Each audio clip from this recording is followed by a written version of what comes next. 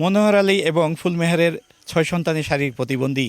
তারা দীর্ঘদিন ধরে একটি জীর্ণ টিনের ঘরে বসবাস করলো। এবার তাদের আশার আলো পূরণ করেছেন জেলা প্রশাসক। জেলা প্রশাসক জানিয়েছেন, সময় টেলিভিশনের সংবাদ প্রচারের পরেই তার চোখ পড়ে এবং সেই পরিবারের পাশে দাঁড়ানোর জন্য তিনি উদ্যোগ নেন। তার এই ধারাবাহিকতায় প্রায় 7 লাখ টাকা ব্যয়ে তাদেরকে একটি পাকা ঘর নির্মাণ করে দেওয়া হচ্ছে। একই সঙ্গে তুলে দেওয়া হয়েছে ঈদ উপহার। আর এসব উপহার সামগ্রী পেয়ে দারুণ খুশি ফুলমেহার এবং তার 6 প্রতিবন্ধী সন্তান। ঘরে তুলে না ধরতেন তাহলে ডিসি টিউন বনানা সরকার কেউ আমগরে দেখতো না। এখন আপনার সাংবাদিক ভাইয়েরাও চললে আমরা আজকে ঘর পাইছি, আমরা খুশি। ডিসি সাহেব আইছে, টিউন সাহেব আইছে, এক ভাইয়েরা আইছে, আমারও তো ঘরে একটু দরজা করে দিতে আছে। আমি খুশি হয়েছি।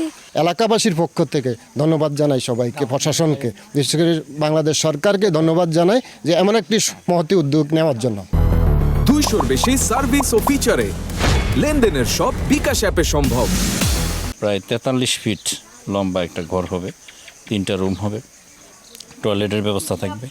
যেহেতু তাদের উঠা চলার ক্ষেত্রে হুইল চেয়ার ব্যবহার করবে, র্যাম্পের ব্যবস্থা থাকবে এবং টয়লেটেও তাদেরকে আমরা বসায়, যেহেতু বসতে পারে না, তাদের জন্য আমরা একটা হাই কমোডের ব্যবস্থা করে দেব। স্থানীয়ভাবে যদি এই জেলার আরও কোথাও এরকম কোনো বিশেষ শারীরিকভাবে যারা অঙ্গ প্রত্যঙ্গ যাদের বিশেষ আছে এরকম কোনো পরিবার থাকে, দেখেন আমরা কিন্তু সরকার মানুষের জন্য, সমাজের কল্যাণের জন্য কাজ করে। এরকম একটা মহৎ কাজ আমার মনে হয় এই যুগে, আমার চাকরি জীবনে আমি এত বড় মহৎ কাজ আমি করিই নাই বলা চলে। আমি আল্লাহর কাছে কৃতজ্ঞতা জানাই আর দোয়া করি এদের এই ঘর শুধু না, পরবর্তীতে যদি সরকার থেকে আরও কোনো তাদের কর্ম করে খাওয়ার মতো কোনো পজিশন করে দেওয়া যায়, সেটা তো আমি স্থানীয় প্রশাসনকে অলরেডি বলেছি।